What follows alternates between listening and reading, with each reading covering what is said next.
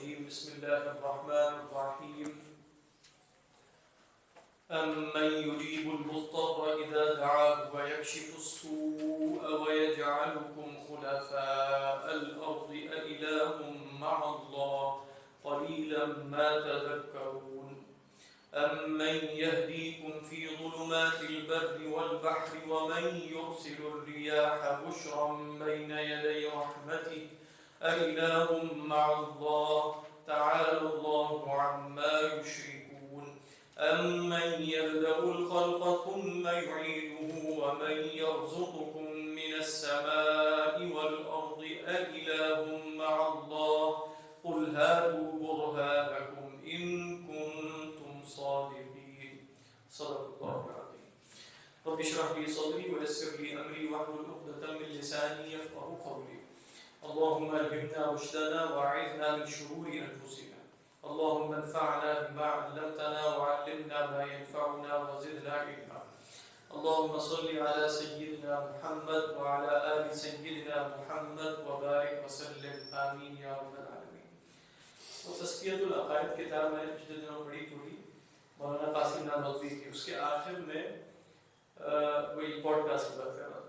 اس کے آخر میں مولانا نانوتوی نے لکھا کہ ایسے تو جو زمانہ آ چکا ہے اس میں کسی پر رد کرنا اور کسی کا جواب دینا اس کا کوئی معنی ہی نہیں ہے. یہ اس زمانے میں یہ کہہ رہے ہیں. حالانکہ مولانا نانوتوی کے زمانے تو ایسا نہیں تھا کیونکہ صرف سر سید کے جواب میں ایک صاحب تھے پیر جی عارف ان کا نام تھا, انہوں نے لکھا ان کو. تو سر سید نے بھی کہا تھا کہ مجھے میری اصلاح کیجیے. تو اس میں انہوں نے کہا کہ اگرچہ ان میں کچھ مخارج نظر آتے ہیں کہ شاید یہ بات مانتے ہیں لیکن پھر بھی جیسے اس کا امکان نہیں ہے. اور میرا اپنا مسلک یہی ہے کہ میں کسی کے منہ نہیں لگتا اور وہ میں کسی کو جواب نہیں دیتا, کیونکہ اپنا مسلک یہ ہے کہ وہ جو حدیث آئی تھی نا کہ جب تم یہ چیزیں دیکھ لو تو بس اپنی فکر کرنا. تو میں مطلب حضرت نانوتوی اس کو اس زمانے میں محمول کر رہے ہیں. مولانا قاسم نانوتوی کی بات ہوئی تو وہ تو خیر جواب بھی ان کے ایسے ہوتے تھے کہ وہ سمجھنے کے لیے وہ مشکل جوابات ہیں حضرت نانوتوی. کہنے کا مقصد یہ پوڈ کاسٹ والا اچھا ہے لیکن ان دی اینڈ میں یہ پورا ایک ہی پیکیج ہے. میں آپ کو بتاؤں یہ سب کچھ ایک جگہ آ جائے گا. اس میں آپ دیکھیں مرزا غلام جو انجینئر غلام علی جو ہے ان کے کتنا رد ہوئے لیکن ان کی فالوئنگ میں کوئی کمی نہیں ہوئی بلکہ بڑھتی چلی گئی. کیونکہ وہ پہلے ہی آپ نے اگر اپنے لوگوں کے دماغ میں ڈال دیا ہے کہ مولوی فارغ ہوتے ہیں تو مولوی جو بیٹھ کر رد کریں گے اس میں نہیں فارغ. تو لہٰذا یہ جو شخص ہے جس کی بات ہو رہی ہے اس نے یہ باور کروا دیا اپنے جو متقین ہیں کہ مولوی بالکل ہی فارغ مخلوق ہے. تو لہٰذا جو فارغ مخلوق ہے تو وہ فارغ مخلوق بیٹھ کے پوڈ کاسٹ کرے گی تو ٹھیک ہے, ہو سکتا ہے کوئی 2-4 لوگ 10 لوگوں کو فائدہ ہو جائے, لیکن زمانہ ایسا ہے کہ وہاں اسی طرح کے لوگ اب چلیں گے میڈیا میں اور سوشل میڈیا میں اور ہر جگہ ہوگا ہی. لیکن خیر کی آواز بہرحال ایک گونجتی رہے گی, وہ اچھی بات ہے.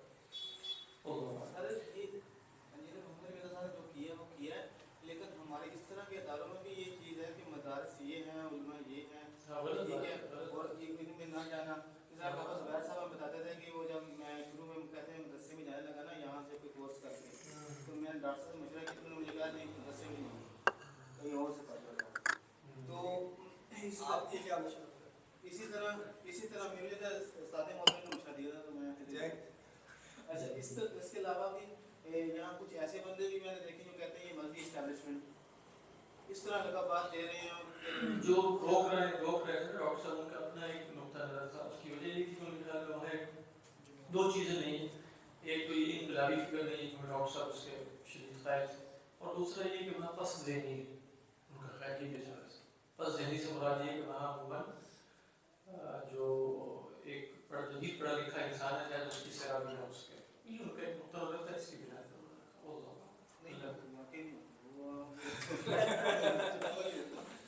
پڑھا لکھا تو اعوذ باللہ من الشیطان الرجیم امن یجیب المضطر. تو فرمایا کہ کون ہے جو مضطر کی پکار کا جواب دیتا ہے اذا دعاہ جب وہ اسے پکارے, ویکشف السوء اور دور کرتا ہے برائی کو. اچھا کل حافظ نے بھی کہا تھا کہ ویکشف السوء اسی کی قسم ہے. کل میرے ذہن میں خیال آیا, وہ خیال کے درجے میں ہے اور وہ تفسیر میں نہیں پڑھا، اس لیے وہ خواتر کے درجے میں اس کو رکھیے گا۔ وہ یہ ہے کہ واو کے ذریعے ویسے عطف ہی ہوتا ہے اور عطف کے اندر مغایرت ہے، تو امن یجیب المضطر اذا دعاہ ویکشف السوء میں اگر یہ بات نکالی جائے واللہ اعلم کہ اجابت مضطر تو ہر صورت میں ہوگی، اگر ہم کہیں کہ یہ جنس ونس کے معنی میں نہیں ہے بلکہ استغراق کے مفہوم ہے، کشف سوء ہر وقت نہیں ہوتا۔ بات ہے، یعنی کیا اللہ تعالیٰ فرما رہا ہے امن یجیب المضطر اذا دعا، جب بھی مضطر پکارے گا اللہ اس کی پکار کا جواب دیں گے۔ اچھا چونکہ ہم اب جان چکے جواب دیا جائے گا، لیکن جس سوء کے کشف کے لیے وہ مانگ رہا ہے وہ کیا اجابت میں وہ لازماً ہو جائے گا؟ وہ لازماً نہیں ہوگا، بلکہ یکشف السوء اجابت مضطر سے مغایرت رکھتی ہے۔ یعنی کیا مغایرت رکھتی ہے؟ جیسے آپ کہیں کہ اجابت مضطر عام ہے، کشف سوء خاص ہے۔ کیا مطلب اجابت مضطر ہر صورت میں ہوگی، کشف سوء کبھی ہو جائے گی کبھی نہیں ہوگی۔ تو اللہ تعالیٰ فرما رہے ہیں واللہ اعلم امن یجیب المضطر اذا دعا، یہ تو عام کر دیا، اذا دعا فإن اللہ یجیب المضطر، ہاں هل سيكشف السوء ام لا ويكشف السوء، اب اس میں وہ نہیں ہے، ويكشف السوء میں وہ اسلوب نہیں ہے کہ امن یجیب المضطر اذا دعا ويكشف سوء المضطر اذا دعا، اس طرح نہیں، ويكشف السوء، ہاں اس کی صفت یہ بھی ہے کہ وہ جو تکلیف آئی ہے، جو پریشانی ہے، اس کو دور بھی کر دیتا ہے۔ تو اجابت اضطرار یا اجابت مضطر الگ ہے، کشف سوء الگ ہے۔ تو کشف سوء کبھی اجابت مضطر کی صورت ہوتی ہے، لیکن اجابت مضطر اس سے عام اللہ ہو سکتا ہے، اللہ بہتر جانے۔ وَيَجْعَلُكُمْ خُلَفَاءَ الْأَرْضِ، اور جیسے کہ کہا نا کہ الگ الگ نعمتیں لگ رہی ہیں، پیچھے بھی اگر آپ دیکھیں تو الگ الگ نعمتیں، امن خلق السماوات والارض وانزل لكم، خلق سماوات الگ ہے، وانزل لكم فانبتنا یہ الگ ہے، امن جعل الارض قرارا یہ الگ نعمت ہے، وجعل خلالها انہارا یہ الگ نعمت ہے، وجعل لها رواسي یہ الگ نعمت ہے، وجعل بین البحرین حاجزا یہ ایک الگ نعمت ہے۔ تو امن یجیب المضطر ایک الگ نعمت ہے، ویکشف السوء ایک الگ نعمت ہے، ویجعلکم خلفاء الارض ایک انڈیپینڈنٹ مستقل بذات نعمت ہے۔ یہ بات سمجھ میں؟ تو اس اعتبار سے بھی آپ اس کو سمجھ سکتے ہیں کہ کشف سوء جیسے اجابت مضطر کی تفسیر نہیں ہے، بلکہ کشف سوء ایک الگ مستقل بذات نعمت ہے، اجابت مضطر ایک الگ نعمت ہے، ویجعلکم خلفاء الارض ایک الگ۔ اس میں جیسے ترکیب سی نظر آئی کہ زمین و آسمان پیدا کیے، پھر پانی آیا، پھر اس سے حدائق نکلے، ترتیب ہے، لیکن آپ دیکھیں کہ خلق سماواتی والارض بالکل جیسے کہ انڈیپینڈنٹ تھا، اس کے بعد انسان کے لیے جو وَأَنزَلَ لَكُم مِّنَ السَّمَاءِ مَاءً، لیکن خلق سماوات والارض اور انزال ماء میں شاید وہ ترتیب نہیں ہے، یعنی انزال ماء اور انبات حدائق میں تو ایک ترتیب ہے، لیکن خلق السماوات والارض وہ ایک آپ کہہ سکتے ہیں پوری ایک نہیں، کیونکہ فا آ گیا تھا، یعنی وہ نہیں، وَأَنزَلَ لَكُم مِّنَ السَّمَاءِ مَاءً فَأَنبَتْنَا بِهِ حَدَائِقَ، تو اسی کی وضاحت چل رہی ہے، دو نعمتیں بتائیں، خلق سماوات والارض و انزال ماء، اور انزال ماء کے ذریعے کیا ہوا وہ ہے۔ اسی طرح نیچے دیکھیں تو قرار زمین کا جائے قرار ہونا الگ ہے، اس میں انسان کے کی منفعت کی چیز یعنی پانی اور نہروں کا جاری ہو جانا الگ ہے، اور رواسی الگ ہے، اور بین البحرین حاجزاً بھی ہے، یعنی بالکل جیسے، اس لیے امام راضی نے فرمایا کہ یہ اللہ کی نعمتوں کا بیان ہے، یعنی اللہ یہ سب کچھ کر بھی رہا ہے، اور دوسری شے کیا تھی ہم نے کل بھی پڑھا تھا، بیان نعم بھی ہے، اللہ عالم۔ تو یہاں بھی وَيَجْعَلُكُمْ خُلَفَاءَ الْأَرْضِ پوری انسانیت سے خطاب ہے اسلام، اور اس نے تمہیں زمین میں خلفاء بنا دیا۔ تو خلفاء کیسے بنایا ہے کہ يَذْهَبُ نَسْلٌ وَيَخْلُفُهُ غَيْرُهُ، یہی مراد دی ہے، ایک نسل جاتی ہے دوسری اس کی جگہ آ جاتی ہے، دوسری چلی جاتی ہے تیسری آتی ہے، لیکن رہتا کون ہے؟ انسان ہی رہتا ہے زمین میں۔ یہ نہیں ہوتا کہ انسان خلیفہ کب نہ ہوتا کہ اگر انسان کے بعد کوئی اور نوع آ جائے تو وہ نوع اس کی خلیفہ ہوگی، اور اس نوع کے بعد کوئی اور نوع آئے تو وہ اس کی خلیفہ ہوگی، لیکن انسان ہی خلیفہ ہے، اس کا مطلب ہے انسان کی ایک نسل رخصت ہوگی تو انسان ہی آئے گا دوبارہ۔ تو زمین پر انسان کو بسایا اور انسان کو خلیفہ بنایا۔ یہ وہی مضمون ہے جو ہم سورہ اعراف میں بار بار پڑھتے ہیں کہ وَاذْكُرُوا إِذْ جَعَلَكُمْ خُلَفَاءَ مِن بَعْدِ قَوْمِ نُوحٍ وَاذْكُرُوا إِذْ جَعَلَكُمْ خُلَفَاءَ مِن بَعْدِ قَوْمِ عَادٍ وَبَوَّأَكُمْ فِي الْأَرْضِ تَتَّخِذُونَ مِن سُهُولِهَا قُصُورًا، تو وہ کیا ہے خلفاء؟ اس معنی میں نہیں ہے خلیفۃ اللہ فی الارض، اس معنی میں نہیں، بلکہ الانسان الذی یخلف غیرہ من الانسان، اگر وہ یخلف غیرہ یخلفہ غیرہ من غیر الانسان تو پھر انسان خلیفہ نہیں ہوگا، یہ مفہوم لیا گیا ہے وَيَجْعَلُكُمْ خُلَفَاءَ الْأَرْضِ۔ ہاں دوسرا ہے کہ یعنی انسان ہی رہے گا زمین پر، گویا انسان سید ہے زمین پر، سردار ہے، یہ مفہوم بھی ہے لیکن یہ لازمی مفہوم ہے، یعنی خلیفہ کے لفظ کے اندر تو ایک کے بعد دوسرے کا آنا ہے، لیکن جب تم ہی خلفاء الارض ہو تو اس کا مطلب ہے تمہارے بعد کوئی اور نو نے نہیں آنا، تو تم ہی سید الارض ہو، باقی تمام مخلوقات اور دلائل سے ہمیں معلوم ہوا کہ وہ تمہارے تابع ہے، تمہارے لیے مسخر کی گئی ہے، تو یہ اللہ کی بہت بڑی نعمت ہے کہ اس نے زمین پر تمہیں خلیفہ بنا دیا۔ ہاں جی فرمائیے۔ آدم علیہ السلام سے لے کر قیامت تک کے تمام انسان جو ہے وہ پیدا کر دیے جاتے تو زمین میں ایک ساتھ سب تو یہ کہنا کہ زمین تک پڑ جاتی یا رزق کے لیے مسائل پیدا ہوتے ہیں تو یہ ٹھیک ہے؟ اصل میں نہیں، جو بھی فرض کرنے کی بات ہے تو اگر اللہ تعالیٰ ایسا کرتا کہ وہ سب کو زمین پر یکبارگی پیدا کر دیتا تو پھر زمین میں وسائل تنگ نہ پڑتے، کیونکہ اللہ پھر زمین کے اندر بھی کچھ اور ہی رکھتا، مطلب وہ اللہ اگر ایسا کرتا تو ایسا نہ ہوتا، مطلب یہ بات ذہن میں رکھنے، لیکن اللہ نے ایسا نہیں کیا تو اس کے پیچھے حکمت ہے، اللہ اعلم۔ سمجھ میں آ گئی؟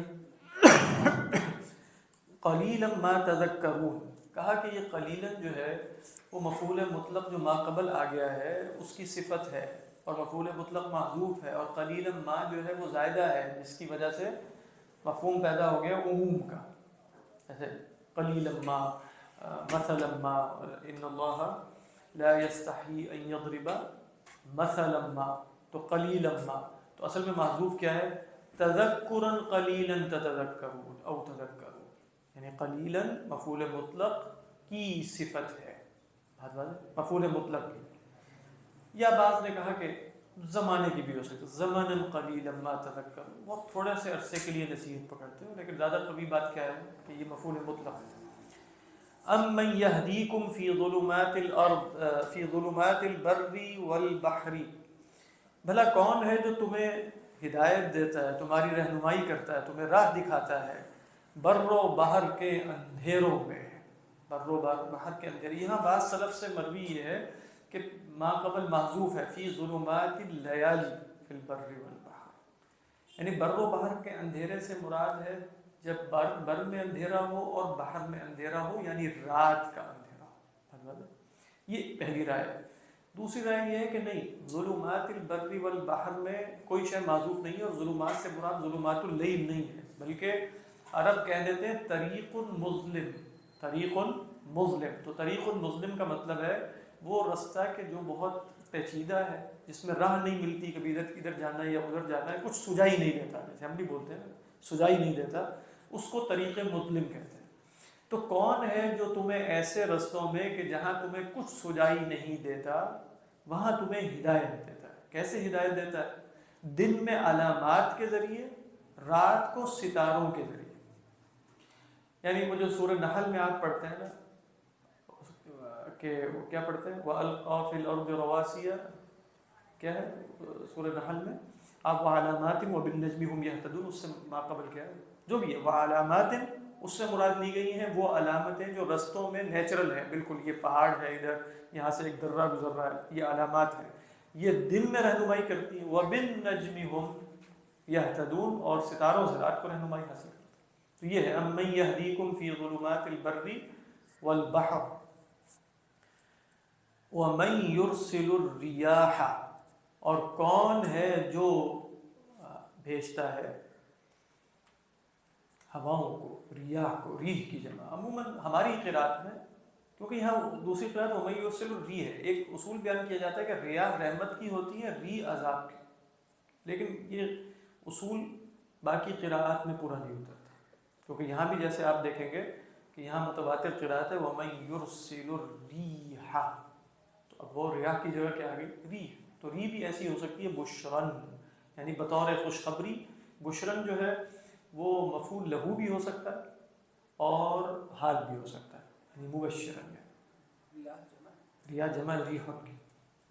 وَمَن يُرْسِلُ الرِّيَاحَ بُشْرًا بَيْنَ يَدَيْ رَحْمَتِهِ. بَيْنَ يَدَيْ أي قبل رحمتہ. بَيْنَ يَدَيْ سے کیا مراد ہے؟ یعنی اپنی رحمت سے قبل، یعنی اس کے آنے سے جسٹ پہلے ہوائیں بھیجتا ہے خوشخبری دینے کے لیے. تو بین یدی رحمتی ای بین یدی المطر. رحمتی ہی سے مراد مطر لی، بارش. یعنی ہوائیں چلتی ہیں تو پتہ چلتا ہے بارش کہیں ہو رہی ہے اور ابھی ہوگی.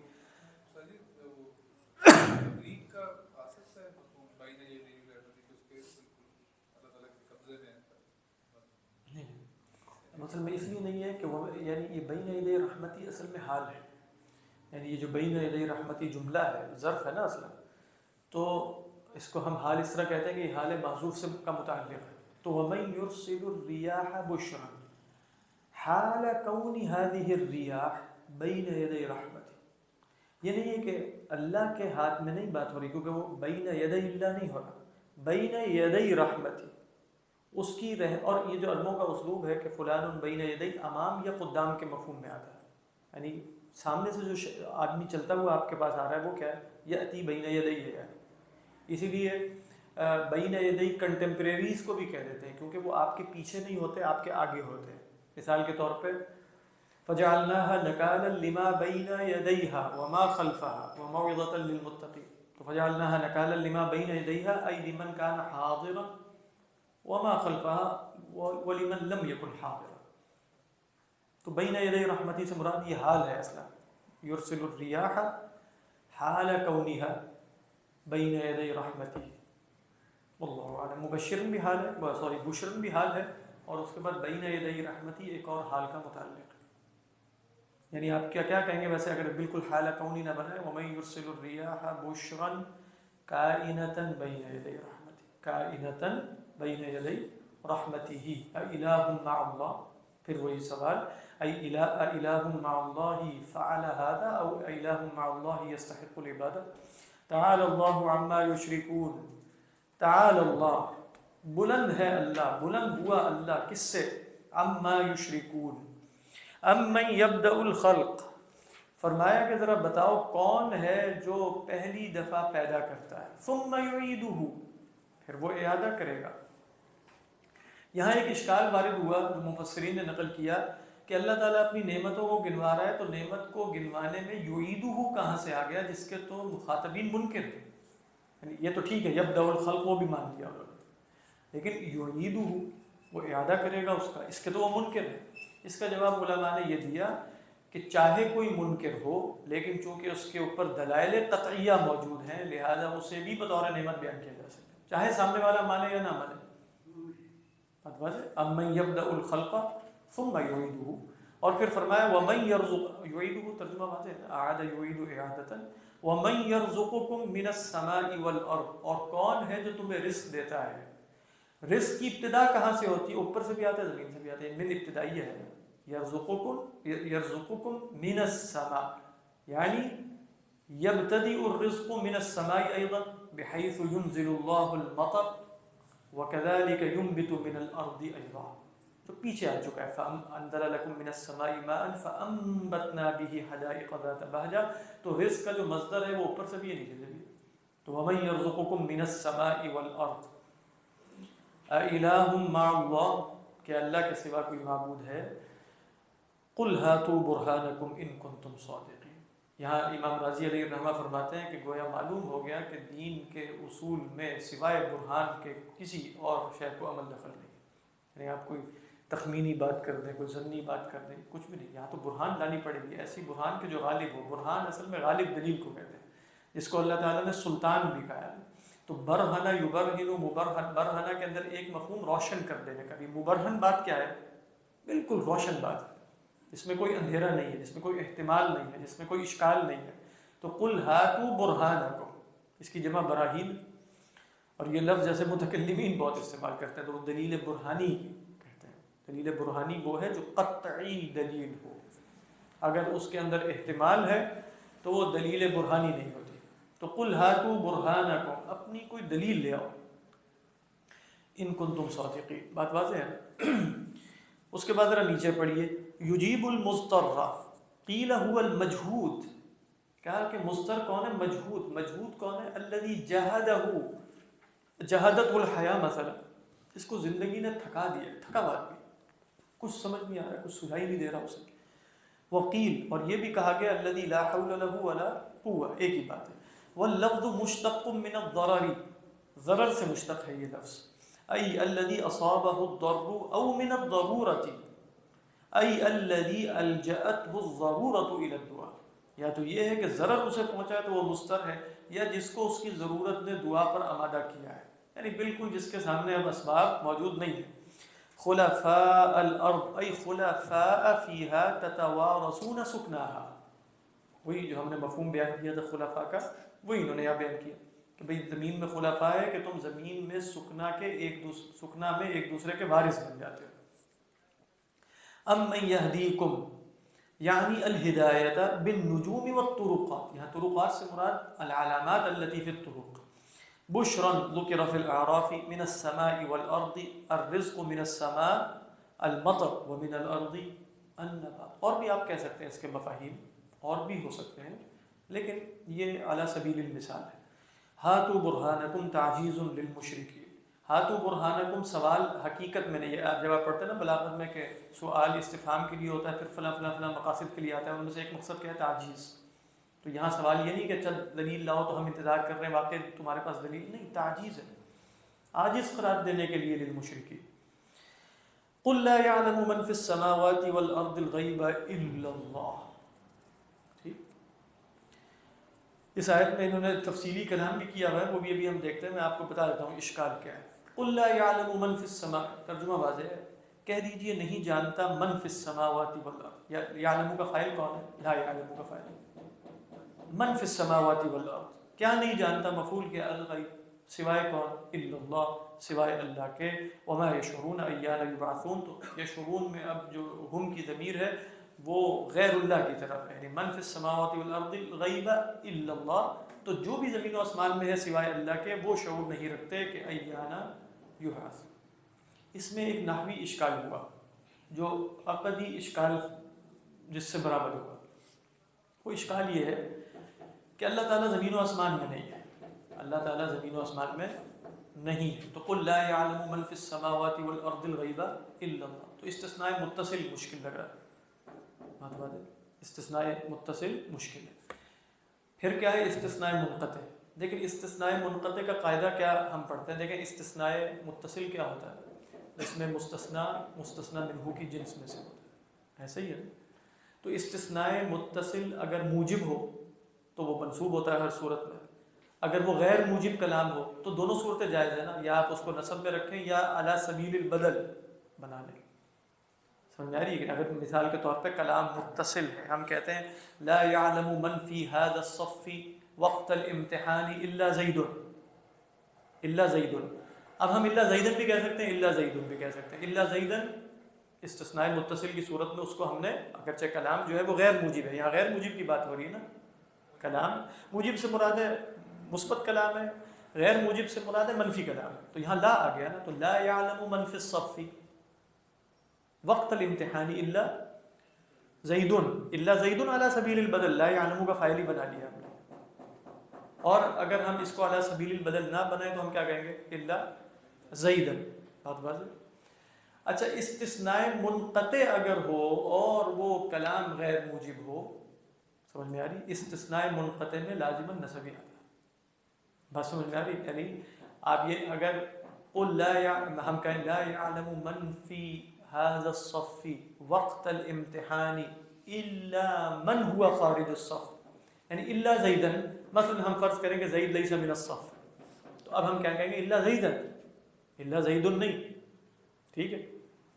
تو استثناء متصل اور منقطع، اور پھر استثناء متصل اگر غیر موجب ہو تو پھر اس میں دو صورتیں جائز ہوتی ہیں. استثناء منقطع اگر غیر موجب ہو، موجب ہو تو تب بھی نصبی ہے، غیر موجب ہو تب بھی اس میں نصبی رہتا ہے. لیکن متصل میں کیا ہے؟ ہمارے پاس دو صورتیں. اب اگر آپ یہاں کہیں گے کہ قل لا يعلم من في السماوات والارض الغیب الا اللہ، تو اگر استثناء منقطع ہے تو پھر الا اللہ ہونا چاہیے. یہ خلاصہ ہے یہاں جو اشکال وارد ہوا ہے اس کا خلاصہ یہ ہے، اور پھر اس کے جوابات سمجھ آ رہے ہیں.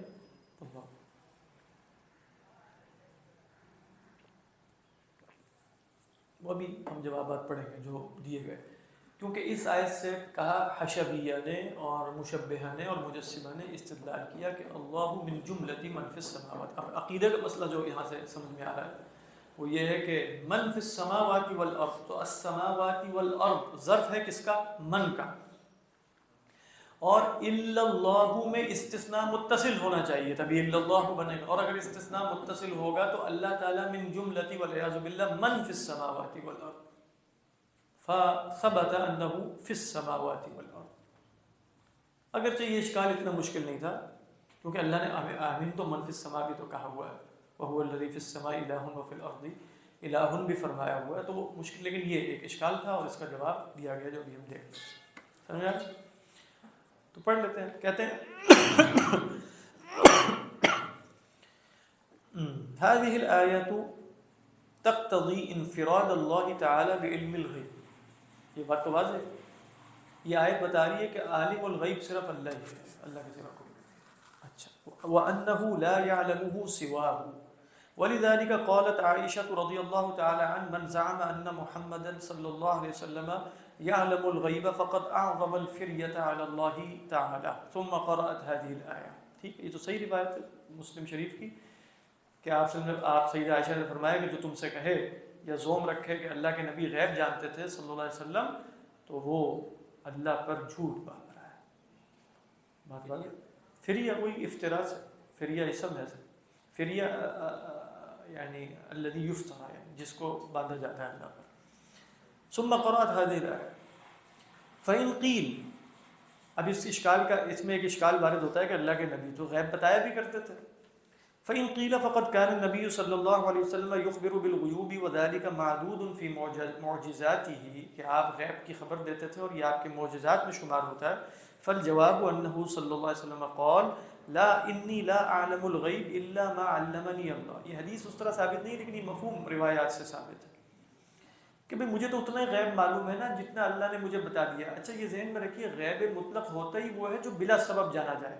یہ اگر آپ تفریق پیش نظر رکھیں تو بات بہت واضح ہے. جو میں کسی سبب سے جانتا ہوں نا وہ غیب نہیں ہوتا میرے لیے، اس لیے کہ مجھے سبب سے معلوم ہو گیا. اللہ کے رسول صلی اللہ علیہ وسلم کو جو معلوم ہوا ہے وہ ہماری نسبت سے غیب ہے. آپ کے لیے غیب اس لیے نہیں ہے کہ آپ کو ایک سبب سے معلوم ہوا ہے. وہ سبب کیا ہے؟ اللہ کے بتانے سے معلوم ہوا ہے. عالم الغیب وہ ہے جو غیب بلا سبب جانے، کسی کے بتانے سے نہ جانے، کسی سبب سے نہ جانے، بغیر سبب کے جانے. اس کا اطلاق اللہ کے سوا کسی پہ ہو ہی نہیں سکتا. میں بھی دیکھیں، میرے اور آپ کے لیے غیب بالکل جیسے ریلیٹیو ہے نا. آپ جانتے ہیں کہ بھئی بہت سی چیزیں جو میرے لیے غیب میں ہیں اور میں جانتا ہوں بہت سی چیزیں جو آپ کے لیے غیب میں ہیں، لیکن چونکہ آپ بھی سبب استعمال کر کے انہیں جان سکتے ہیں نا تو وہ غیب حقیقی غیب نہیں ہوتا، کیونکہ سبب اختیار کر کے آپ جان سکتے ہیں. حقیقی غیب وہ ہے جو آپ نہیں جان جو آپ جانیں بلا سبب. لیکن سمپل سی بات کیا ہے، اللہ کے رسول صلی اللہ علیہ وسلم اتنا ہی جانتے تھے اور یقیناً سب سے بڑھ کر جانتے تھے، لیکن اتنا ہی جانتے تھے جتنی آپ کو خبر دی گئی ہے. آپ صلی اللہ علیہ وسلم بلا بتائے خدا کے یعنی بلا سبب کچھ نہیں جانتے تھے. بات واضح. وَلَوْ كُنْتُ أَعْلَمُ الْغَيْبَ لَاسْتَكْثَرْتُ مِنَ الْخَيْرِ وَمَا مَسَّنِيَ السُّوءُ. اللہ نے آپ کو جتنے غیوب بتائے اتنے کسی اور کو نہیں بتائے. یہ ہمارا عقیدہ. تو فَإِنْ قِيلَ كيف ذلك مع ما ظهر من إخبار الكهان والمنجمين وأشباههم بالأمور المغيبة أو مغيبة. کہتے ہیں کہ پھر اس کے ساتھ یہ ہم کیسے جانیں گے بھئی یہ جو کہان اور منجمین وغیرہ ان کے ہاتھ میں بھی تو غیب کی خبریں ظاہر ہو جاتی ہیں. پھر وہی بات ہے نا، اگر آپ وہ اصول پیش نظر رکھیں، یہ بس سبب بتا رہے ہیں. شیطان نے ملائکہ سے سنا، ملائکہ نے انہیں بتا دیا. غیب تو نہیں، ریلیٹیو غیب ہے، غیب مطلق تو نہیں. تو کیا جواب دیا؟ فالجواب ان اخبارهم بذلك، یہ بھی اچھا جواب ہے. ان اخبارهم بذلك عن ظن ضعيف او عن وهم لا عن علم. یہاں بات کس کی ہو رہی ہے؟ علم کی. علم کہتے ہیں 100% علم کو. اس سے کم تر اگر آپ اندازہ قائم کریں کہ بادل آ رہے ہیں بارش ہو جائے گی، یہ ظن ہوگا نا. تو آپ نے بتا تو دیا کہ کل اتنے بجے بارش ہونے کا امکان ہے، احتمال ہے. قطع نہیں کہہ سکتا، ابھی بھی کوئی نہیں کہہ سکتا، ابھی بھی قطعیت کے ساتھ کوئی بھی نہیں کہتا. تو ظن علم غیب نہیں ہوتا، وہم علم غیب نہیں ہوتا. علم غیب سے مراد علم ہے، اور علم کس کو کہتے ہیں؟ قطع کو. وَإِنَّمَا اقْتَضَتِ الْآيَةُ نَفْيَ الْعِلْمِ، ٹھیک ہے نا. وَقَدْ قِيلَ إِنَّ الْغَيْبَ فِي هَذِهِ الْآيَةِ. اچھا یہ اگلی رائے یہ ہے کہ قُلْ لَا يَعْلَمُ مَنْ فِي السَّمَاوَاتِ وَالْأَرْضِ الْغَيْبَ الف لام للعہد، الف لام للعہد ہے، اور الف لام للعہد سے مراد ہے غیب خاص. غیب خاص کیا ہے؟ قیامت کا علم، جس کا قرآن مجید میں بارہا تذکرہ ہے کہ وہ اللہ کے سوا کوئی نہیں جانتا. تو یہاں الغیب سے مراد مطلق غیب نہیں ہے، فرد خاص من الغیب وهو علم الساعة. کیا فرمایا؟ وقد قيل ان الغيب في هذه الآية يراد به متى تقوم الساعة لأن سبب نزولها أنهم سألوا عن ذلك. ٹھیک ہے، انہوں نے پوچھا ہی اس کے متعلق تھا نا. اور آگے بھی کیا آ رہا ہے؟ وما يشعرون أيان يبعثون. قل لا يعلم من في السماوات والأرض الغيب إلا الله وما يشعرون أيان يبعثون. تو الغیب کیا ہے؟ متى يبعثون، متى يبعثون او متى تقوم الساعة. فعلى هذا يندفع السؤال الأول. تو یہ جو پہلا سوال تھا نا کہ اللہ کے نبی صلی اللہ علیہ وسلم بھی غیب بتایا کرتے تھے، تو وہ ختم ہو جائے گا نا، کیونکہ یہاں غیب سے مراد اللہ کے نبی نے کبھی یہ غیب تو بتایا ہی نہیں، اور یہ تو آپ نے بتا دیا کہ مجھے بھی نہیں معلوم. والثانی، اور دوسرا سوال بھی ختم ہو جاتا ہے جو تھا کہ لأن علم الساعة انفرد به الله تعالى لقوله تعالى انما علمها عند ربي ولقوله صلى الله عليه وسلم في خمس اي مفاتيح الغيب خمس لا يعلمها الا الله. اور اس کے بعد اللہ کے رسول صلی اللہ علیہ وسلم نے یہ آیت بھی پڑھی ان اللہ عنده علم الساعة وينزل الغيث ويعلم ما في الارحام. اس لیے آپ دیکھیں وہاں بھی یعلم ہے، یظن ما في الارحام نہیں ہے، علم قطعیت کے ساتھ ہوتا ہے. اللہ عالم. بات سمجھ میں آ رہی؟ علم قطعیت کے ساتھ ہوتا ہے. زن تم آپ بھی آپ بتائیں، یہ الٹرا ساؤنڈ وغیرہ آنے سے پہلے بڑی بوڑھیاں 2-4 علامات سے بتا دیتی تھی کہ مذکر ہے مؤنث، صحیح تھا، یہ علامت ظاہر ہوگی تو مذکر ہے یہ، اور وہ کافی حد تک 80-90% درست بات ہوتی تھی ان کی. زن ہے، تخمین ہے، ٹھیک. اس زن اور تخمین کو علم غیب نہیں کہتے. اللہ عالم. آپ کہیں کہ دیکھ لیا اندر، ہاں پیٹ پھاڑ کے دیکھ لیں تو یہ تو آپ نے سبب اختیار کر کے پیٹ پھاڑ کے دیکھ لی نا اندر کون ہے. تو الٹرا ساؤنڈ تو اگر بالفرض 100% دقیق ہو جائے تو پیٹ پھاڑ کے دیکھ لیں. علم غیب تو نہ ہوا، تو ہم نے دیکھا ہے نا، علم غیب تو ہوگا کہ بلا سبب آپ جان سکیں. بات واضح ہے کہ نہیں؟ فَإِنْ قِيلَ كَيْفَ قَالَ فدا صاحب یہ ٹھک ٹھک ادھر ہو رہی ہے، کہاں ہو رہی ہے؟ یہ باہر ہو رہی ہے. فَإِنْ قِيلَ كَيْفَ قَالَ إِلَّا اللَّهُ، یہ ہے وہ مسئلہ جو میں نے ابھی آپ کے سامنے عرض کیا تھا. فَإِنْ قِيلَ كَيْفَ قَالَ إِلَّا اللَّهُ بِالرَّفْعِ عَلَى الْبَدَلِ وَالْبَدَلُ لَا يَصِحُّ إِلَّا إِذَا كَانَ الْإِسْتِثْنَاءُ مُتَّصِلًا. وہی بات ہو گئی نا، بدل ہو سکتا ہے لیکن وہ استثناء متصل کی صورت میں ہے.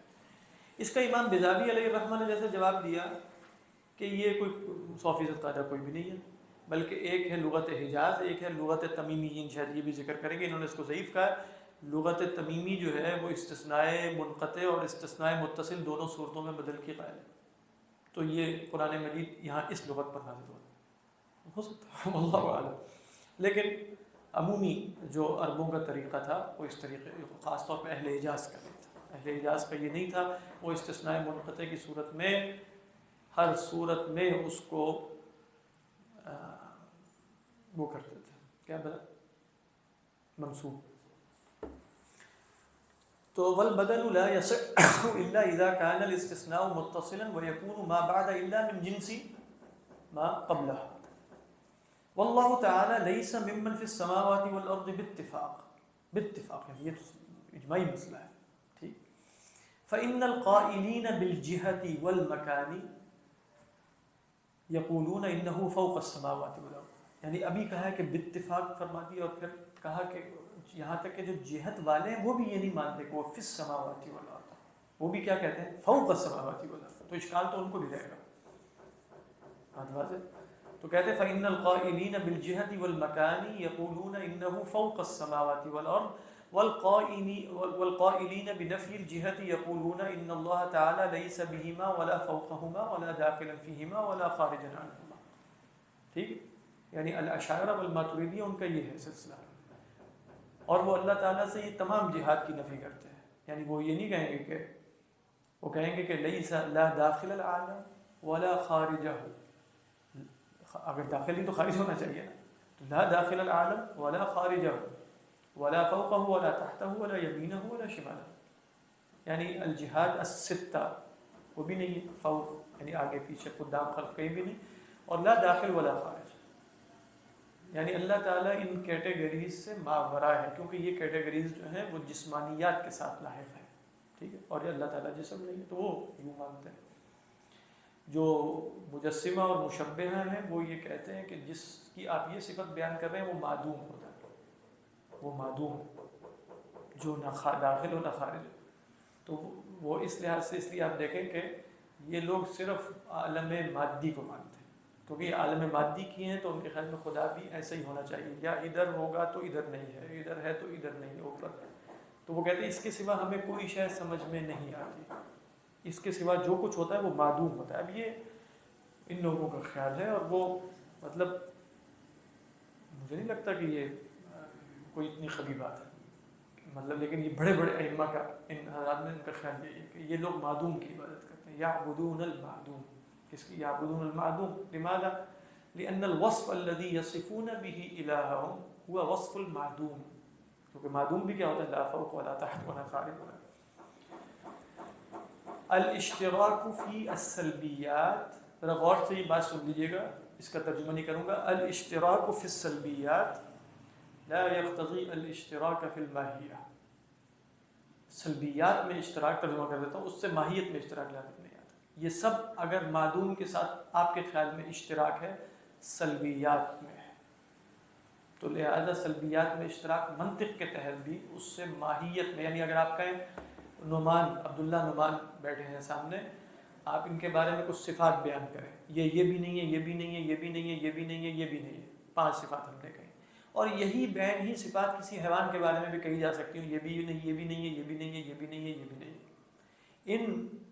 اب ان میں میرے اور اس میں ایک اشتراک ہو گیا نا، سلبیات میں اشتراک ہو گیا، لیکن سلبیات میں اشتراک سے اشتراک فی الماہیت لازم نہیں آ رہا کہ یہ بھی وہی ہے وہ بھی وہی ہے۔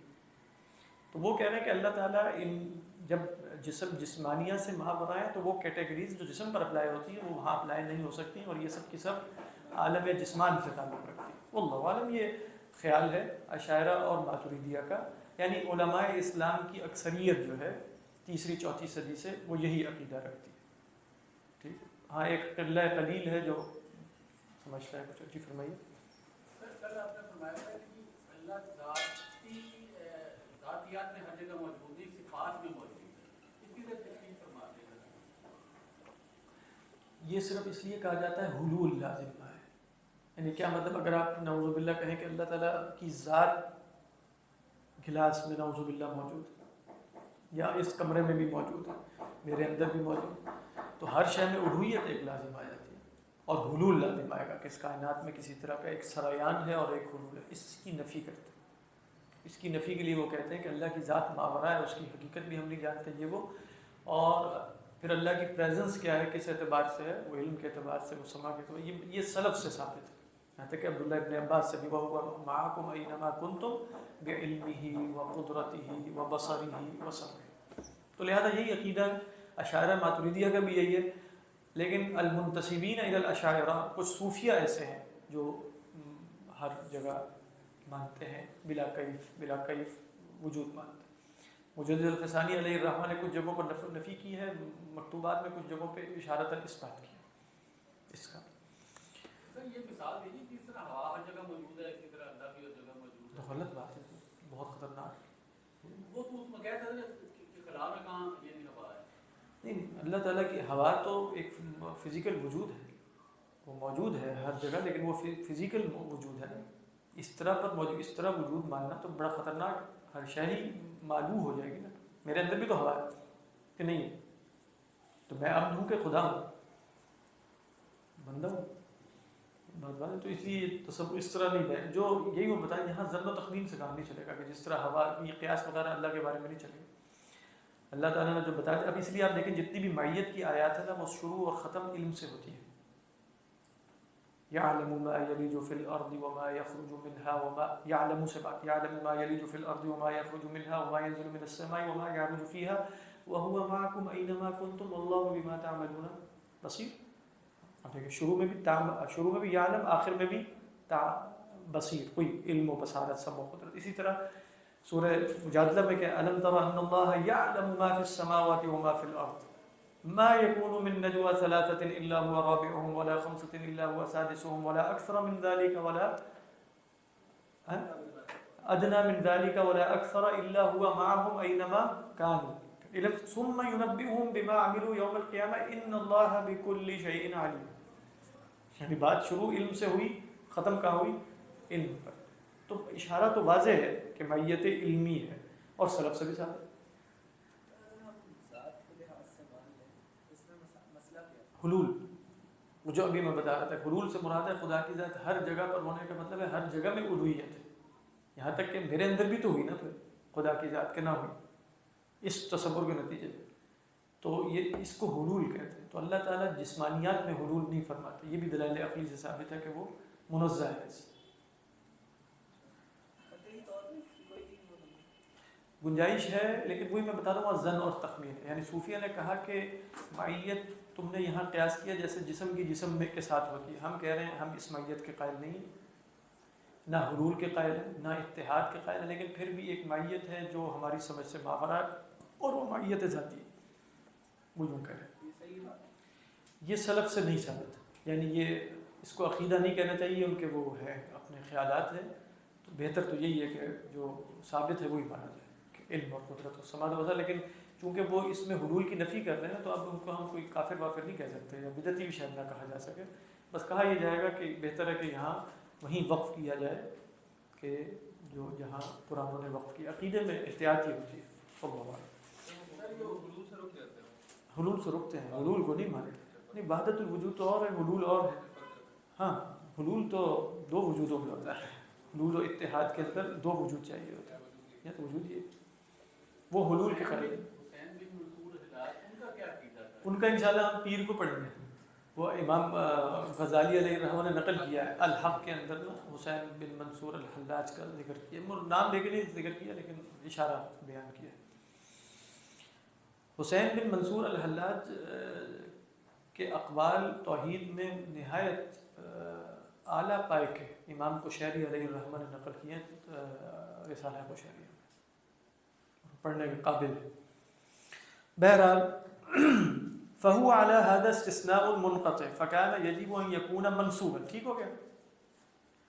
فالجواب من اربعه اوجه، چار طریقوں پر جواب دے دیا جا سکتا ہے. کیا ہے جی؟ الاول ان البدل هنا جاء على لغه بني تميم في البدل وان كان منقطعا كقولهم، جیسا کہ یہ بنو تمیم کہہ دیتے ہیں ما في الدار احد الا حمار. الا حمار ہونا کیا چاہیے؟ ما فی الدار احد الا حمارا، کیونکہ احد میں انسان مراد ہے، حمار خارج از جنس. اچھا، اگر آپ حمار کو احد کو نکال دیں تو پھر یہ استثناء مفرغ بن جاتا ہے، اس میں بدل ہو جائے گا. یعنی اگر آپ کہیں کہ ما فی الدار الا حمار، پھر ٹھیک ہے، پھر ٹھیک ہے، کیونکہ وہ استثناء اب منقطع نہیں ہے، بلکہ وہ استثناء کی دو قسمیں کرتے ہیں نا، کہ ایک استثناء کیا ہے؟ تام. ایک استثناء تام ہے، وہ متصل یا منقطع ہوتا ہے. استثناء تام کا مطلب کیا ہے؟ مستثنی منہ دونوں موجود ہوں تو وہ استثناء تام ہے. اگر مستثنی منہ موجود نہ ہو تو وہ استثناء تام نہیں ہے بلکہ مفرغ ہے. مفرغ میں تو بدلیت چل جاتی ہے. اس لیے اگر یہاں ہوتا قل لا يعلم الغیب الا اللہ، سمجھ میں آ رہی؟ تو من فی السماوات والارض مستثنی منہ ہوتا، اس کو معذوف کر دیا جاتا تو پھر ٹھیک تھا، کیونکہ پھر وہ استثناء تام نہ رہتا، وہ استثناء غیر تام ہو جاتا، یعنی وہ مفرغ ہوتا. لیکن یہاں استثناء تام ہے، مستثنی منہ دونوں موجود ہیں لیکن منقطع ہے. اور منقطع کی صورت میں کیا ہونا چاہیے؟ نصب. تو ما فی الدار احد الا حمار کہتے ہیں، وہ بالرفع کہتے ہیں. کون؟ بنو تمیم. والحمار لیس من الاحادین، وہ احادین میں سے تو نہیں ہے. احادین یعنی اس کی جمع بنائی مشکل سے بنے گی. وہذا ضعیف، یہ ضعیف ہے. کیا ضعیف ہے؟ یہ رائے ضعیف ہے. یہ نہیں کہ بنو تمیم کا قول ضعیف ہے کہ بنو تمیم ایسا نہیں کہتے، یہ نہیں بات کر رہا ہے، بلکہ یہ قول ضعیف ہے لأن القرآن انزل بلغت الحجاز لا بلغت بنی تمیم. بات بل اچھا. والثانی ان اللہ فی السماوات والارض بعلمہ، تعبیل کر لیں بعلمہ کما قال وہو معکم اینما کنتم، ابھی ہم یہ دیکھ بھی رہے تھے، یعنی بعلمہ. تو یہاں بھی آپ کہہ لیں من فی السماوات میں آپ کیا کہیں من فی السماوات والارض الغیبہ، تو جو باقی فزیکل وجود ہیں وہ اپنے وجود کے اعتبار سے ہے، اور اللہ تعالیٰ بھی ہے من فی السماوات والارض بھی علمی. ٹھیک ہے، یہ بھی ضعیف ہے ان کے خیال میں. فجاء البدل على هذا المعنى وهذا ضعيف لأن قوله في السماوات والأرض وقعت فيه لفظة في الظرفية الحقيقية، نہیں وقعت فيه لفظة في، اور فی کیا ہے الظرفیہ الحقیقیہ. کیا مطلب؟ قل لا يعلم من فی. ٹھیک ہے، یہ ان کا قول ضعیف ہے اس لیے کہ فی ہونے سے ظرفیہ. ہم کب کہہ رہے ہیں کہ ظرفیہ؟ ہم یہی بتا رہے ہیں اللہ کے لیے مجاز ہے. جیسے ہم نے کہا امنتم من فی السماء، تو وہاں سلف سے بھی مروی ہے نا من فی السماء امرہ، من فی السماء عذابہ. تو اب یہاں یہ نہیں ہو سکتا کہ قل لا يعلم من فی یعنی من فی السماء والغیب علمہ، لیکن کہہ رہے ہیں کہ وفی حقی فی، اس میں ان کا کہنے کا مقصد یہ آپ حقیقت اور مجاز کو جمع کر رہے ہیں ایک ہی لفظ کے اندر. فی وہاں حقیقی معنی میں لے رہے ہیں اور فی ادھر مجازی معنی میں لے رہے ہیں، اور ایک لفظ میں حقیقت اور مجاز جمع نہیں ہوتا. یہ بھی ایک اشکال دلیل ہو سکتی ہے. اللہ اعلم. کیا فرماتے ہیں؟ ہاں اختلاف، یہ مالکی ہیں ویسے شواف قائل ہیں، شواف قائل ہیں حقیقت اور مجاز کے، لہٰذا ان دن یہ مسئلہ بھی جیسے متفق علیہ نہیں ہوگا. شوافے جو ہیں وہ کہتے ہیں حقیقت اور مجاز کو جمع کیا جا سکتا ہے جہاں ممکن ہو، جہاں ممکن ہو. اسی طرح وہ عموم مشترک کے بھی قائل. احناف جو ہے وہ عموم مجاز کے قائل. عموم مجاز کے، عموم مجاز ایک اور شے ہوتی ہے، وہ بھی کل پرسوں ہم ذکر کر رہے تھے. عموم مجاز اگر آپ پوچھنا چاہتے ہیں تو وہ نہروز صاحب سے آپ پوچھ سکتے ہیں جو جانے لگے. ہاں اچھا کیا فرماتے ہیں؟ وہی فی حق اللہ علی هذا المعنى للظرفیہ المجازیہ. ٹھیک ہے. ولا يجوز استعمال لفظة واحدة في الحقيقة والمجاز في حالة واحدة عند المحققين. ایک ہی حالت میں ایک ہی لفظ ایک ہی سیاق میں حقیقت اور مجاز میں نہیں استعمال کیا جا سکتا عند المحققین من الاحناف والمالکیہ. الجواب الثالث، جواب ثالث کیا ہے؟ ان قولہ من فی السماوات والارض، یہ بھی بہت قوی بات ہے کہ ہم بھی جب بولتے ہیں نا زمین و آسمان میں کون یہ کام کر سکتا ہے سوائے خدا کے، تو زمین و آسمان سے مراد اصلاً ہمارے اعتبار سے چونکہ یہ کل وجود ہے تو ہم زمین و آسمان بول کے وجود مراد لے رہے ہوتے ہیں. یہ بات سمجھ میں آ رہی ہے؟ جب ہم بولتے ہیں زمین و آسمان میں کوئی ایسا نہیں ہے، مراد ہے وجود میں کوئی ایسا نہیں ہے. تو زمین و آسمان استعارہ کس کے ہو گئے؟ وجود کے. تو کیا فرماتے ہیں؟ ان قوله من في السماوات والارض يراد به كل موجود فكأنه قال من في الوجود، یعنی قل لا يعلم من في الوجود الغیب الا اللہ. سمجھ میں آ رہی واضح؟ فيكون الاستثناء على هذا متصلا. اب کیا ہو جائے گا؟ استثناء منقطع رہے گا. متصل کیوں؟ اس لیے من في الوجود ہو گیا، فالخلق في الوجود والله في الوجود، تو استثناء اب اسی جنس میں سے ہو جائے گا تو پھر متصل ہو جائے گا. بات واضح؟ فیصح الرفع علی البدل، تو پھر رفع ہو سکتا ہے علی سبیل البدل. وانما قال من فی، پھر آپ کہیں گے کہ وجود ہی کیوں نہیں کہہ دیا، من فی السماوات والارض کیوں کہا؟ تو کہتے ہیں جریا علی منہاج کلام العرب، کلام عرب کا اسلوب اختیار کیا. جیسے اللہ نے کلام عرب کا اسلوب اختیار کیا کہ خالدین فیہا ما دامت السماوات والارض، تو ان کا اسلوب یہ تھا. جیسے اللہ نے کلام عرب کا اسلوب اختیار کیا حتی یلیج الجمل فی سم الخیاط، تو یہاں بھی اسلوب اختیار کیا کہ وجود وہ من فی السماوات والارض کہہ کر بولتے ہیں. اچھا تو پھر کیا ہو جائے گا؟ فہو لفظ خاص یراد به ما هو اعم من، کب ہم کہتے ہیں نا لفظ عام یراد به الخاص، کہہ رہے ہیں یہ لفظ خاص ہو جائے گا جس سے مراد اس سے زیادہ عام ہے. کیوں؟ اس لیے کہ وجود عام ہے کہ السماوات والارض عام ہے، وجود عام ہے. تو جب آپ نے بولا السماوات والارض تو یہ خاص ہوا. خاص بول کر کیا مراد لی؟ وجود. تو آپ نے خاص بول کر عام مراد لے لی. یہ سمجھ میں آ رہی ہے نا؟ یہ تیسرا جواب ہے. اس کے بارے میں انہوں نے یہ نہیں کہا کہ یہ ضعیف ہے، ان کو لگ رہا ہے کہ یہ چل سکتا ہے. چوتھا کیا ہے؟ ان یکون الاستثناء متصلا، استثناء متصل ماننے اور تعویل کرنے. علی ان یتأول من فی السماوات فی حق اللہ کما یتأول قوله اامنتم من فی السماء. ابھی میں بتاتا ہوں یہ بظاہر ضعیف کیوں ہے. ان کا یہ جواب یہ ٹھیک جواب، لیکن اس کی نفی کر چکے ہیں پہلے، کیونکہ تعویل کے نتیجے میں پھر آپ کو وہاں مجاز لینا پڑے گا نا. ابھی آپ نے بتایا تھا کہ مجاز ہم نے لینا ہی کوئی نہیں. تو کہہ رہے ہیں کہ جس طرح آپ نے تعویل کر لی نا آمنتم من فی السماء، تو وہاں تعویل یہ کی تھی نا کہ آمنتم من فی السماء امرہ، تو یہاں بھی ہم من فی السماوات کی جب علم کے ساتھ تعویل کرنے لگے تو آپ نے نہیں مانا. خیر، جس طرح آپ نے وہ حدیث الجاریہ این اللہ کی تعویل کی ہے، یہاں بھی تعویل کریں. وشبہ ذالک او شبہ ذالک، نہیں، کما یتأول قولہ وحدیث الجاری وشبہ ذالک. وما یشعرون، مسئلہ سمجھ میں آ گیا؟ یہ تھا مسئلہ قل لا یعلم من فی السماء. اس میں مسئلہ اصل میں نحوی ہے، اور اس نحوی مسئلے کی وجہ سے ایک اشکال عقدی پیدا ہوا. اس عقدی اشکال کو حل کرنے کی مختلف کوشش ہے. انہوں نے استثناء منقطع کا کیا جواب دیا؟ کون سا جواب؟ استثناء منقطع اگر ہونے کا. ہاں، وہ دیکھو انہوں نے جو تیسرا جواب یہ لیا تھا نا کہ اصل میں یہ علی سبیل وہ آ گیا ہے وجود، تو اس صورت میں یہ استثناء منقطع رہا ہی نہیں. یعنی جو تیسرا جواب تھا یہ بھی ان کا مرضی ہے، مرضی سے مراد اس سے یہ راضی ہیں، تو وہ کہہ رہے ہیں کہ استثناء منقطع ہے. اور من فی السماوات والارض سے مراد وجود ہے، تو اب یہ استثناء متصل ہو جائے گا کہ منقطع. اور کہہ رہے ہیں اگر آپ نے منقطع ماننا ہے تعویل کر لیں. جو چوتھا جواب تھا کہ آپ کہہ رہے ہیں کہ ٹھیک ہے استثناء منقطع ہے، تو پھر جس طرح آپ نے امنتم من فی السماء کی تعویل کی ہے تو اللہ کے حق میں بھی من فی السماوات والارض میں تعویل کر لیں. یہ تو وہی بات ہو رہی ہے، وہی ہو سکتا ہے کچھ اور تھوڑا سا فرق ہو جائے، لیکن ان دی اینڈ بات وہیں پہنچے گی کہ آپ کو ظرفیت غیر حقیقی ماننی پڑے گی. اصل میں جو اشکال انہوں نے بیان کیا تھا دوسرے قول میں کہ ظرفیت حقیقی ہے فی، اور ایک میں آپ ایک فی السماوات والارض جو عام لوگ ہیں ان کے لیے تو حقیقی معنی میں لے رہے ہیں، اور پھر خدا کے لیے تعبیر کر کے مطلب ایک لفظ سے مجاز اور حقیقت جمع نہیں ہو سکتا. ان دی اینڈ تعبیر کا نتیجہ تو یہ نکلے گا. تو یہ ایک اشکال ہو سکتا ہے جو یقیناً ان کے پاس اس کا حل ہوگا، لیکن ہمیں ان کے کلام میں یہ اشکال نظر آیا.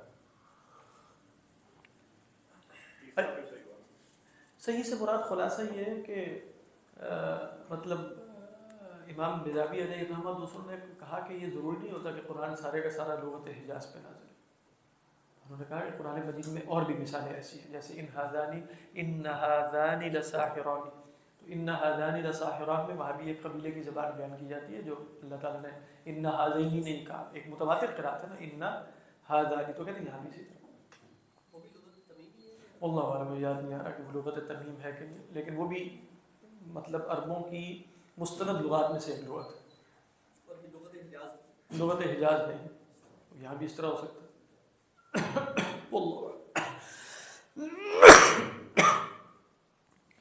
ای لا یشعرون من فی السماوات والارض متى یبعثون لأن علم الساعة ممن فرد به الله تعالى. روی أن سبب نزول هذه الآية أن قريشا سألوا النبي صلى الله عليه وسلم متى الساعة. ٹھیک، بل الدار کا آپ لوگوں کے پاس یا علوم تو نہیں آج ہے؟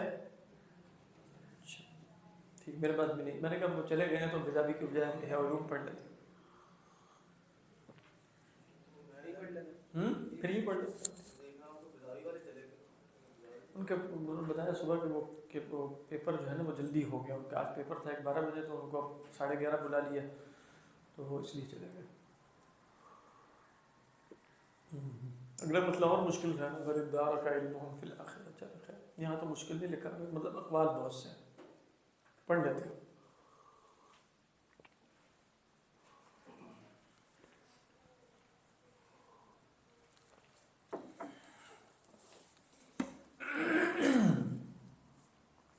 فرمایا کہ بل ادارک علمهم فی الآخرہ بل هم فی شک منها بل هم منها عمون. سمجھا نہیں بات؟ یہ جو لفظ ہے نا ادارک علمہم فی الآخرہ، پہلے تو اس کی صرف دیکھ لیں. صرف کے اعتبار سے اصل میں یہ کیا ہے؟ تدارکہ ہے. ٹھیک ہے، تدارکہ. تو تال اور دا جو ہے وہ قریب المخرج ہے نا، ان کا ادغام کر دیا جاتا ہے. تو ادغام کر دیں گے تو ساکن ہو جائے گا نا. جب دو لفظوں کو مدغم کرتے ہیں تو لفظ ساکن ہو جاتا ہے. تو ساکن سے آپ جملہ لفظ شروع نہیں کرتے، تو پھر کیا کرتے ہیں؟ حمزہ وصلی لگا دیتے. تو اصل میں تدارکہ تھا، ہو گیا ادارکہ. بات سمجھ میں آئی؟ جیسے قرآن مجید میں اس کی مثال یا ایھا الذین آمنوا ما لکم اذا قیل لکم انفروا فی سبیل اللہ اثاقلتم. اثاقلتم اصل میں کیا ہے؟ تثاقلتم. جی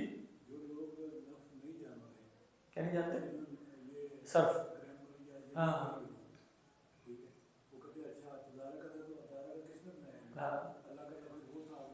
ہم بھی یہی کہتے ہیں. ہم نے بھی تلاش کی کہ کس نے بنایا، کوئی نہیں مل سکا.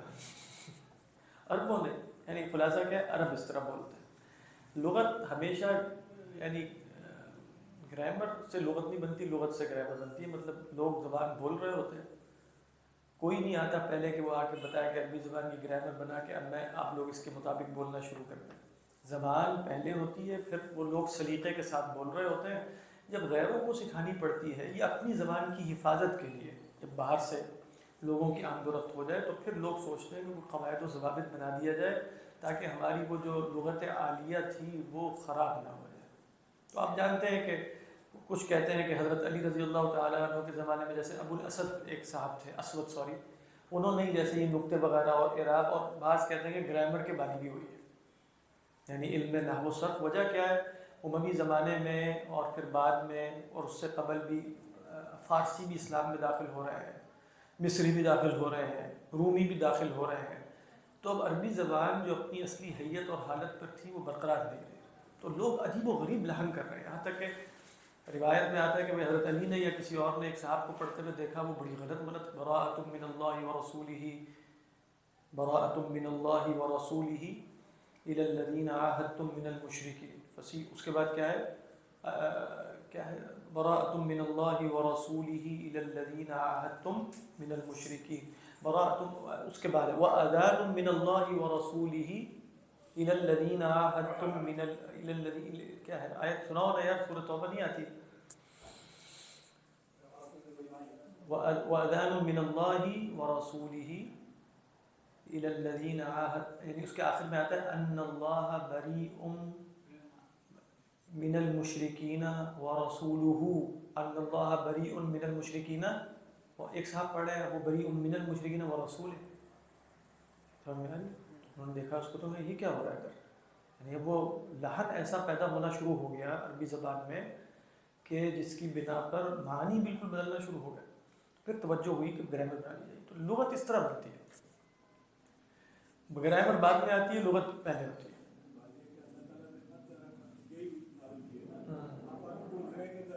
عرب نہیں ڈھونڈ رہے، عرب ایسے بول رہے ہیں. اللہ تعالیٰ نے عربوں کے اسلوب پر نازل کیا. ہم نے ڈھونڈا بعد میں جنہوں نے گرامر بنائی کہ عربوں کے ہاں جو ابواب ہے نا، ہم نے ابواب بنا دیے ثلاثی مزید فی ثلاثی. تو ہم نے کہا کہ ثلاثی مزید فی کے ابواب تو تدارکہ ہے، اصل میں افعل باب سے آپ کوئی نہیں ہے. تو ہم نے کہا کہ پھر یہ کس بات، پھر عربوں کی ہم نے اور عادتیں بھی دیکھی. اور عادتیں کیا دیکھی کہ وہ قریب المخرج الفاظ کو وہ کر دیتے ہیں، ضم کر دیتے ہیں، ادغام کر دیتے ہیں. تو تا اور دال قریب المخرج الفاظ ہے، تو تا اور دال کو انہوں نے ضم کر دیا. تو اس کے بعد جب وہ ضم کر دیتے ہیں تو پھر ان کی سنت یہ ہے کہ وہ حمزہ وصلی لگاتے ہیں. تو لہذا ہم نے یہ عادات عرب اور کلام عرب سے یہ قاعدہ نکالا. تو اللہ تعالیٰ نے یہ نہیں کیا کہ عربوں کے اصول کے خلاف کوئی کلمہ نازل کر دیا ہے، بلکہ قرآن مجید تو خود عربی مبین میں نازل ہوا ہے. تو عرب ایسے بولتے ہیں، لیکن اب ہم نے تو اس کو کسی قاعدے پہ لانا ہے نا، پیٹرن پہ لانا ہے. ہم نے تو لغت جو ہے وہ گرامر سے سیکھی اور بعد میں لغت کی گرامر وجود میں آ گئی. تو ہم نے کہا کہ یہ کس طریقے پر ہوگا تو یہ بتا دیا. بھل ادارک علمہم. دوسری اس کی متواتر قرأت ہے، دو قرأت ہے اس کی متواتر. بھل ادارک علمہم فی الآخرہ، دوسری قرأت ہے بل ادرک علمہم فی الآخرہ. بل ادرک علمہم فی الآخرہ بل ہم فی شک منہا بل ہم منہا آمنون.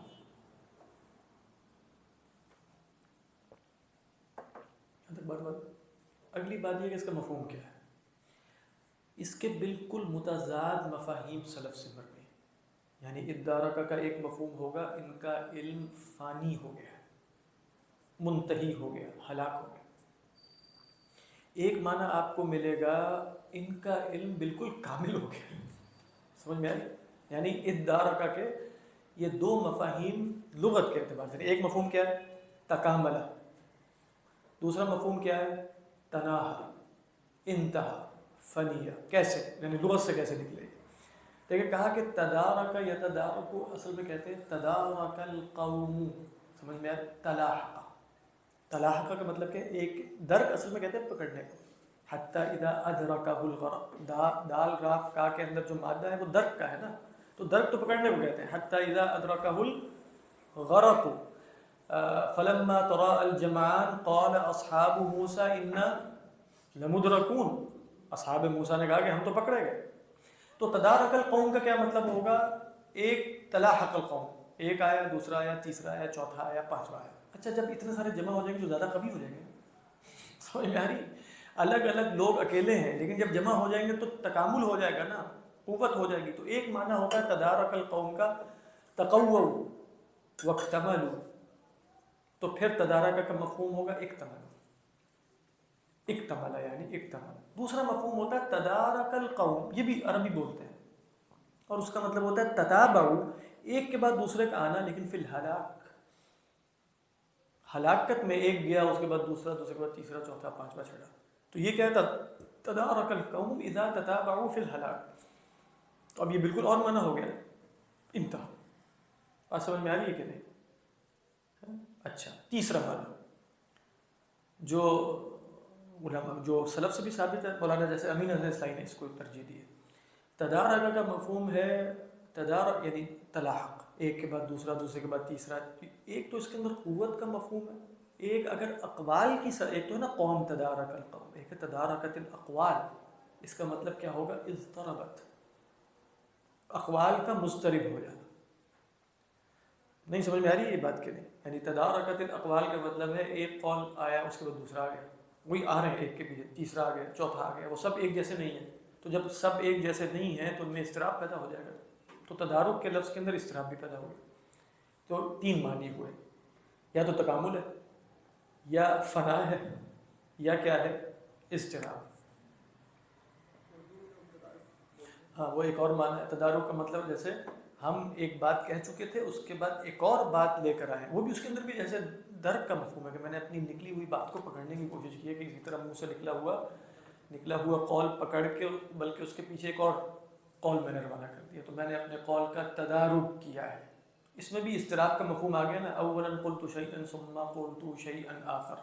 اور ثانی کو میں نے پہلے کی اصلاح کے لیے، جیسے اگر وہ مثلا کہیں شاعر ہیں، پھر کہیں کاہن ہیں، پھر کہیں نہیں، یا قیامت کے بارے میں کہیں کہ ہاں اللہ تو ہر شے پہ قادر. اچھا قیامت نہیں آئی، یہ پہلی دفعہ اللہ ہی نے کہا ہاں قیامت. یہ سب اقوال متضارب ہیں. اگر اللہ کو مان رہے ہو تو قیامت میں کیا مسئلہ؟ یعنی ان کنسسٹنسی نہیں ہے نا. یعنی فہم فی امر مریج، جو اللہ نے فرمایا کہ وہ ایک مضطرب بات میں پڑے ہوئے ہیں. سمجھ میں آ رہی ہے بات؟ اب دیکھیے حضرت علامہ بیضاوی علیہ الرحمہ جو ہے وہ کیا فرماتے ہیں؟ وہ فرماتے ہیں کہ امام راضی نے بھی یہ بات نقل کی ہے، بل ادارک علمہم فی الآخرہ ای تکامل علمہم فی الآخرہ. تکامل علمہم فی الآخرہ، آخرت کے بارے میں ان کا علم مکمل ہو چکا ہے. کیا مطلب ہے مکمل ہو گیا؟ جان چکے کہ آخرت آنی ہے. ٹھیک ہے آپ، لیکن سوال اصل میں اس میں ایک اور اشکال یہ ہے کہ یہ جو بل آ رہا ہے اس میں بھی ترتیب بنانی ہے نا.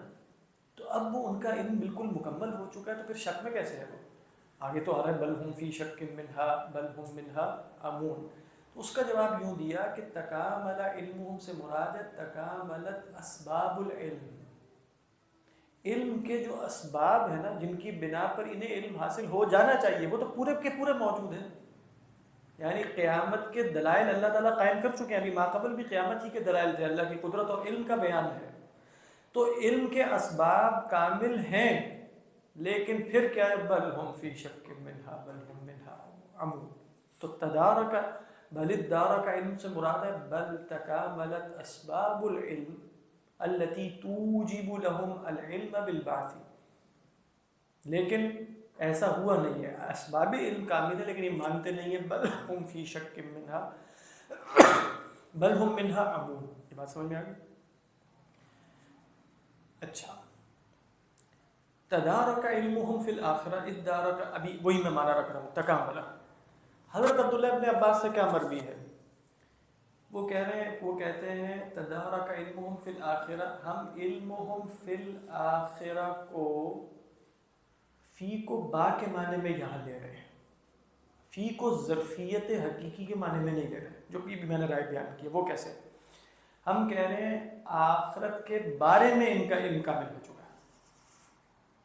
تو اصل میں علم کے ساتھ جو صلہ لگتا ہے تو باق ہے، علمہم بالآخرہ، یعنی بل ادارک علمہم بالآخرہ. تو یہاں فی ظرفیت حقیقی نہیں ہے. عبداللہ ابن عباس رضی اللہ تعالیٰ عنہ نے تکاملہ کا یہی مفہوم بیان کیا لیکن فی کو ظرفیت کے معنی میں لیا، یعنی لما یبعثون سیتکامل علمہم ہناک، یعنی فی الآخرہ، آخرت میں ان کا علم کامل ہو جائے گا. ورفعنا فکشفنا عنک غطاءک فبصرک اليوم حدید. تو ان سے قول جو مروی ہے، علامہ ابن کثیر نے بھی علیہ رحمہ غالباً نقل کیا کہ ما جہلوہ فی الدنیا علموہ فی الآخرہ، جس سے یہ دنیا میں جاہل ہے اس کو کہاں پہچان لیں گے؟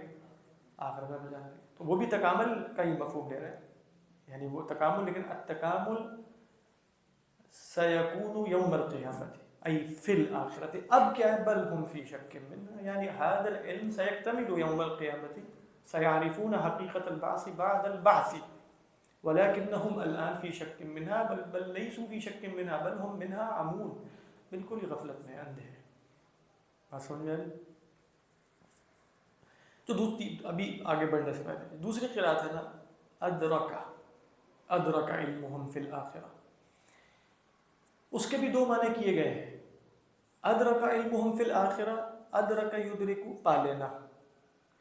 تو حضرت عبداللہ ابن عباس کی تفسیر میں ادرک علمہم فی الآخرہ یہی والی تفسیر ہے. کیا مطلب؟ علمہم فی الآخرۃ سیکتمل. کیسے؟ کہتے ہیں کہا جاتا ہے ادرکت الثمرۃ، پھل اگر پک کے تیار ہو جائے، مکمل ہو جائے تو وہ کیا ہے؟ ادرکت الثمرۃ. تو ادرکت الثمرۃ کا مطلب یہ ہوا کہ علمہم سیکتمل ولیکن یوم القیامت. یہ ادرکہ کی ایک قرات کا ایک مفہوم یہ. اب آگے چلیں. اس کے بعد ہے بل ادارک علمہم فی الآخرہ. جو ابھی ہم نے مفہوم بیان کیا تھا بل ادارک علمہم فی الآخرہ کہ یہ ہلاکت اور فنا کے مفہوم میں بھی آتا ہے، ہلاکت اور فنا کے مفہوم میں بھی. تو پھر معنی کیا ہوگا؟ ان کا علم آخرت کے بارے میں، فی الآخرہ ظرفیت نہیں ہے، آخرت کے بارے میں فنا ہو گیا ہے، آخرت تک نہیں پہنچ سکا. یہ ان کے مبلغ علم میں نہیں ہے، ان کا علم تھک گیا ہے، ان کا علم کمزور پڑ گیا ہے، ان کا علم، جو بھی آپ اس طرح کے الفاظ بیان کریں. یہ کیا ہے؟ یہ بہت سے علماء نے اختیار کیا. یہ بھی ممکن ہے کیونکہ تکامل علمہم فی الآخرہ ای فنی علمہم فی الآخرہ ذالک مبلغہم من العلم، جو اللہ نے فرمایا نا کہ فأعرض عمن تولى عن ذکرنا ولم يرد الا الحیاۃ الدنیا ذالک مبلغہم من العلم فعلمہم لا یبلغ الا الى الحیاۃ الدنیا اما الآخرہ فلا یبلغ الیہا علمہم. آخرت تک ان کا علم پہنچ نہیں سکا، تھک کے رہ گئے. یہ بات سمجھ میں آ گئی؟ تو اب یہ کیا بنا؟ فنیہ، یعنی میرے حضرت حامی کا یہ ترجمہ کیا ہے؟ نیست ہو گیا. ٹھیک ہے، یعنی پہلا والا ترجمہ ہے کامل ہو گیا، یہ والا ترجمہ ہے نیست ہو گیا، الجھا ہوا. ہاں الجھا ہوا جو بریکٹ میں لکھا ہے، ہاں وہ میں بتا رہا ہوں. وہ جو میں نے تیسرا معنی بیان کیا تھا، وہ تیسرا معنی جو بیان کیا تھا وہ یہ کہ ان کے اقوال مضطرب ہیں.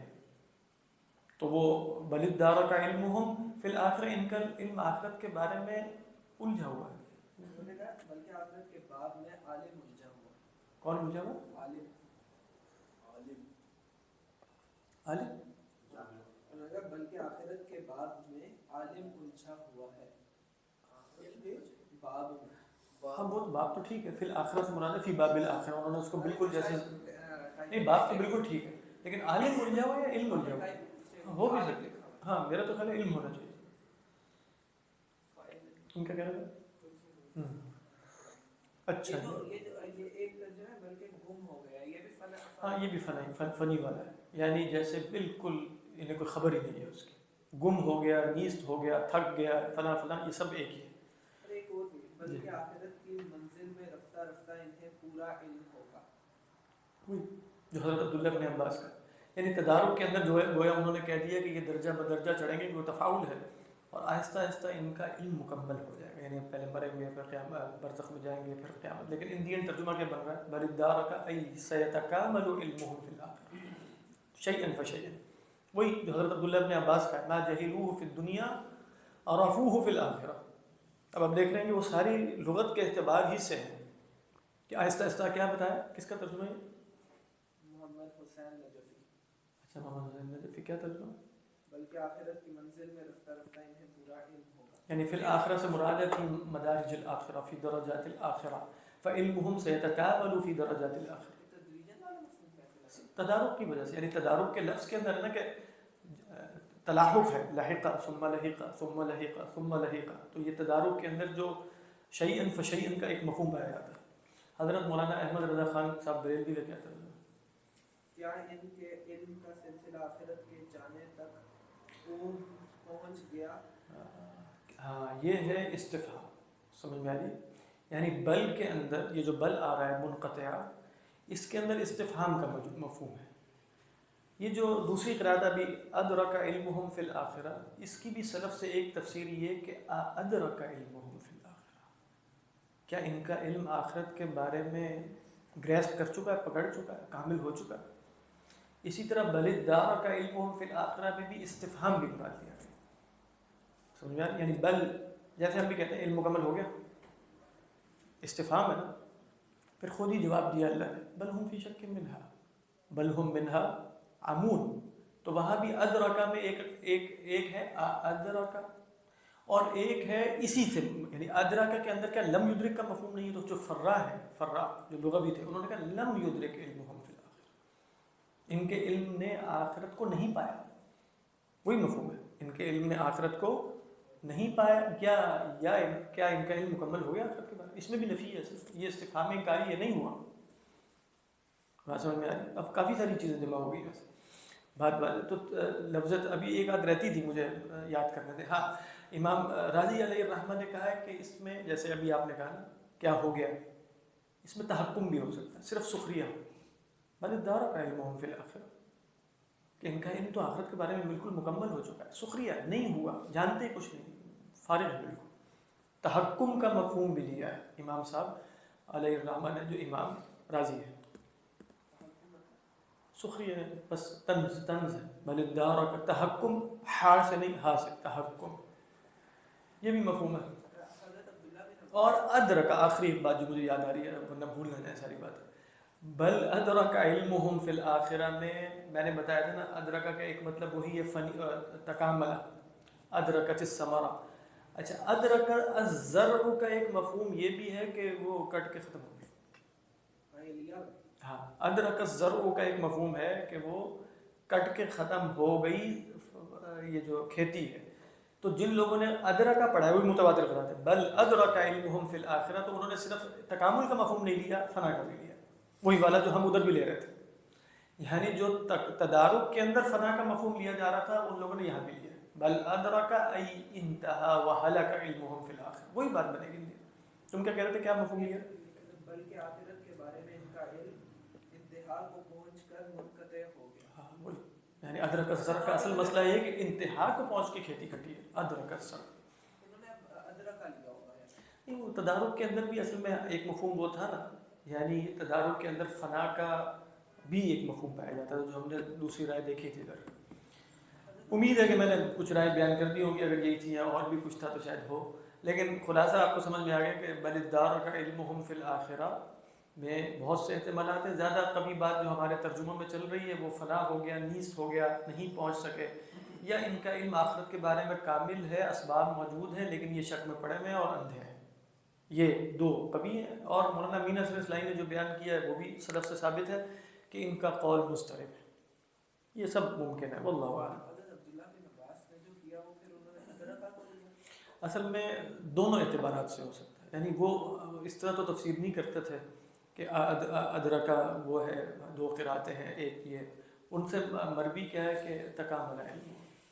اب یہ دونوں کے اندر احتمال ہے، یعنی ادرکا کے اندر بھی ایک احتمال فنا کا ہے تو دوسرا احتمال بلوغ کا بھی ہے، بلوغ الی الکمال کا.